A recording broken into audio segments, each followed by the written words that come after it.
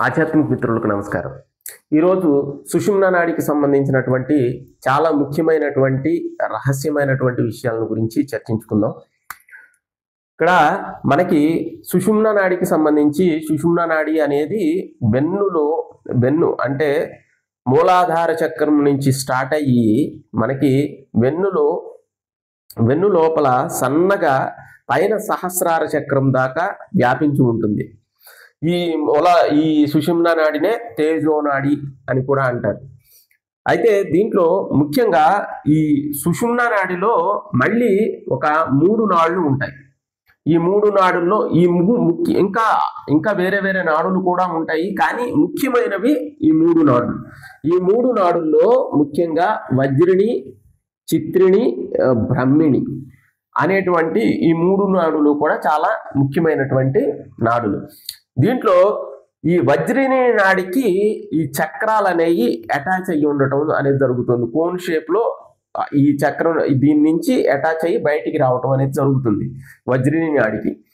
తర్వాత ఈ ప్రాణశక్తి ప్రవాహం అనేది మనకి ఎప్పుడైతే సుషుమ్నా నాడిలోకి ప్రవేశించినప్పుడు అయితే దీంట్లో ముఖ్యమైనటువంటి విషయం ఏంటంటే మన తలకి ఈ ప్లేస్లో ఆల్మోస్ట్ ఈ ప్లేస్కి వచ్చేసేసి ఈ వజ్రిణి నాడి, చిత్రిణి నాడి ఈ 2 కూడా మన స్కల్కి సంబంధించినటువంటి వరకు ఈ వెనకాల భాగంలో ఈ ప్లేస్కి వచ్చేసి ఈ ప్లేస్లో ఆగిపోతాయి.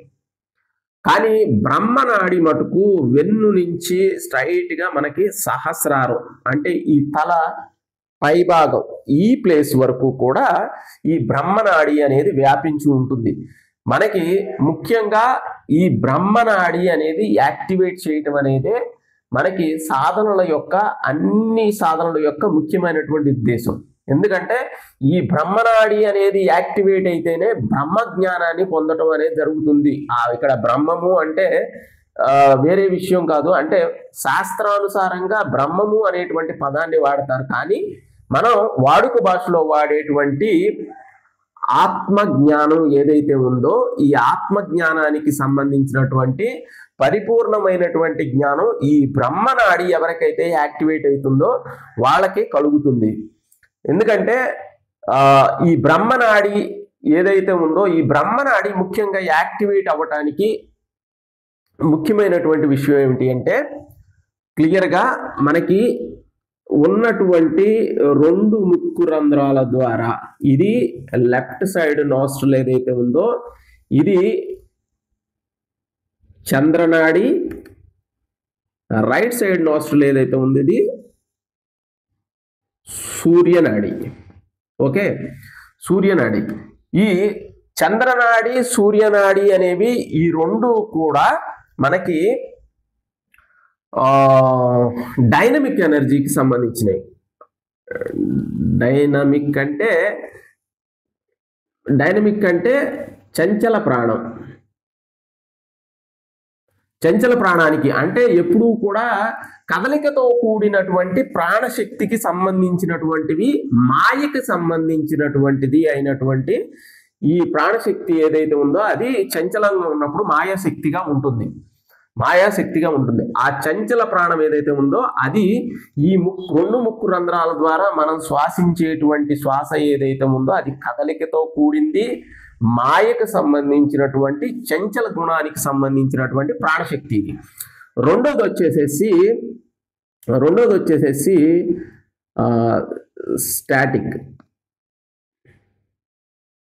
స్టాటిక్ ఎనర్జీ అంటారు. స్టాటిక్ అంటే స్థిర ప్రాణం. ఈ స్థిర ప్రాణం ఏంటి అంటే ఇది మాయ యొక్క స్థితిని దాటిపోయినటువంటి స్థితి. ఈ స్థితిలో అసలు చలనం అనేది లేనటువంటి స్థితి, అంటే స్థిరంగా ఉండేటువంటి స్థితి ఏదైతే ఉందో ఆ స్థిరమైనటువంటి స్థితిలోనే మనకి ఆత్మకు సంబంధించినటువంటి జ్ఞానం పొందటం అనేది జరుగుతుంది. మరి ఈ స్టాటిక్ స్టేట్ అనేది ఎక్కడ వస్తుంది? మనం ఇక్కడ ఆల్రెడీ చెప్పుకున్నది ఏంటంటే సూర్యనాడి, చంద్రనాడి అనే ఈ 2 నాడులు కూడా మనకి చంచల ప్రాణానికి సంబంధించినవి, మాయకు సంబంధించినటువంటి విషయాలు అని చెప్పుకున్నాం. మరి ఈ స్థిర ప్రాణం అనేది ఎక్కడ ఉంది అంటే ఈ స్థిర ప్రాణం అనేది ఈ సుషుమ్నా నాడిలో ఈ బ్రహ్మనాడిలో ఉంది. బ్రహ్మనాడిలో ఉంది. ఈ బ్రహ్మనాడి ఎప్పుడైతే సుషుమ్నా నాడి యాక్టివేట్ అవుతుందో, సుషుమ్నా నాడి యాక్టివేట్ అయిన తర్వాత బ్రహ్మనాడి ఎప్పుడైతే యాక్టివేట్ అవుతుందో మనస్సు అనేది, అంటే మీకు ప్రాణం అనేది సుషుమ్నా నాడిలోకి ప్రవేశించిందంటేనే స్థిరమైపోయినట్టు. మనం ఇంతకుముందు కూడా మాట్లాడుకున్నాం. మనకి ఒక స్టేట్ వచ్చేసేసి 2 రంధ్రాలు సమానంగా బ్యాలెన్స్ అయ్యి ఉంటే అది సుషుమ్నాకి సంబంధించినటువంటి ఒక స్థితి.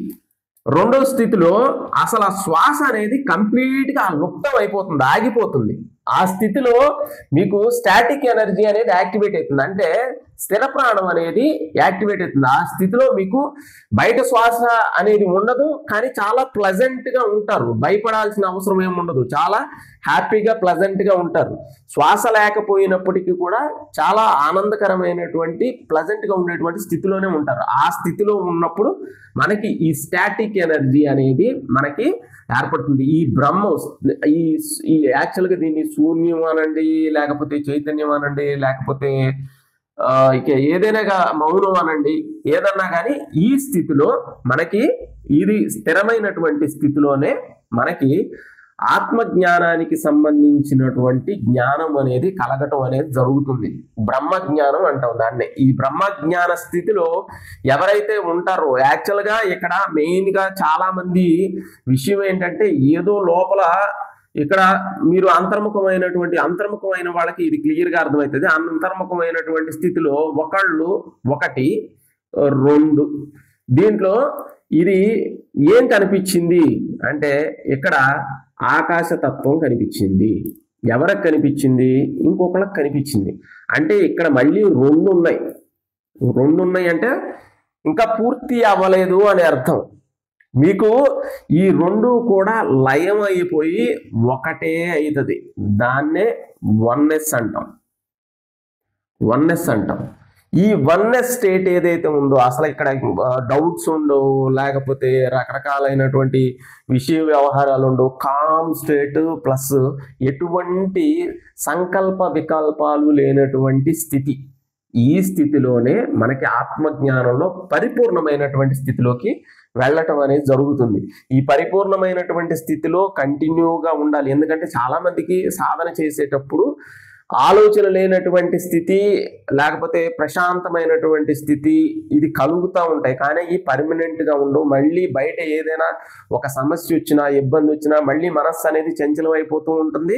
రకరకాలైనటువంటి కర్మల్లోకి, రకరకాలైనటువంటి విషయాల్లోకి, మాయలోకి వెళ్ళిపోతూ ఉంటుంది. కానీ ఎవరికైతే బ్రహ్మనాడి యాక్టివేట్ అయ్యి ఉన్న వాళ్ళు ఎవరైతే ఉన్నారో, వీళ్ళు ఈజీగా ఈ స్థిరమైనటువంటి స్థితిలో ఏ టైంలో అయినా, ఎలాంటి పరిస్థితుల్లో అయినా కానీ దీంట్లో నిలదొక్కుని ఉండగలరు.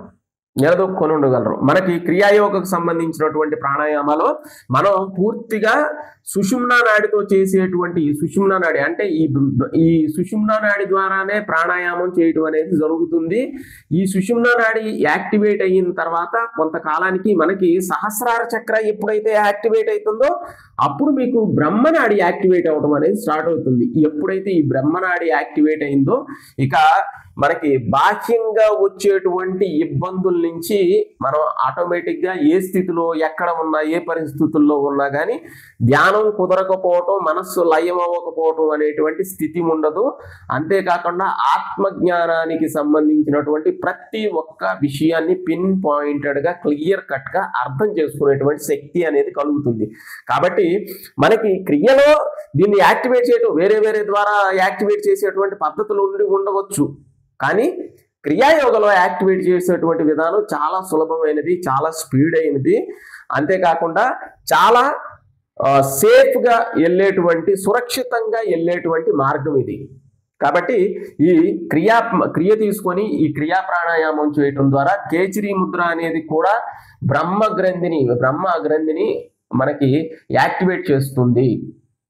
కాబట్టి ఆ బ్రహ్మ నాడిని కూడా యాక్టివేట్ చేయటం అనేది జరుగుతుంది. దానివల్ల కూడా జరుగుతుంది. ఎందుకంటే మన కేచిరి పైకి ఇలా పెట్టించినప్పుడు స్ట్రైట్గా ఉండేది ఏంటి? సహస్రార చక్రాన్ని. ఈ చక్రాన్ని యాక్టివేట్ చేస్తుంది, ఆగ్నేయ చక్రాన్ని యాక్టివేట్ చేస్తుంది. ఈ రెండింటిని యాక్టివేట్ చేయటం అనేది జరుగుతుంది. ఈ స్థిరమైనటువంటి మానసికమైనటువంటి స్థితి ఎవరికైతే స్థిరంగా ఉన్నటువంటి స్థితి ఏదైతే ఉందో చింతలు లేనటువంటి స్థితి, చిత్తం లేనటువంటి స్థితి. కాబట్టి ఆ స్థితిలో మనం మానసికంగా ఉన్నతమైనటువంటి స్థితిలో ఈ పంచభూతాలను దాటిపోయినటువంటి స్థితిలో ఉండటం అనేది జరుగుతుంది. ఆత్మజ్ఞానానికి సంబంధించి అన్ని విషయాలు తెలుసుకొని మనం దుఃఖాన్ని నుంచి బయటపడేటువంటి విషయం అనేది ఆ స్థితిలోనే ఉంటుంది. ఈ వీడియో మనకి ముఖ్యంగా ఎవరైనా క్రియ తీసుకోవాలి అనుకున్నటువంటి వాళ్ళు పైన ఉన్నటువంటి కాంటాక్ట్ నెంబర్ని సంప్రదించండి. వీడియో నచ్చినట్లయితే ఖచ్చితంగా లైక్ చేయండి, షేర్ చేయండి, సబ్స్క్రైబ్ చేయండి. సర్వే జనా సుఖినో భవంతు.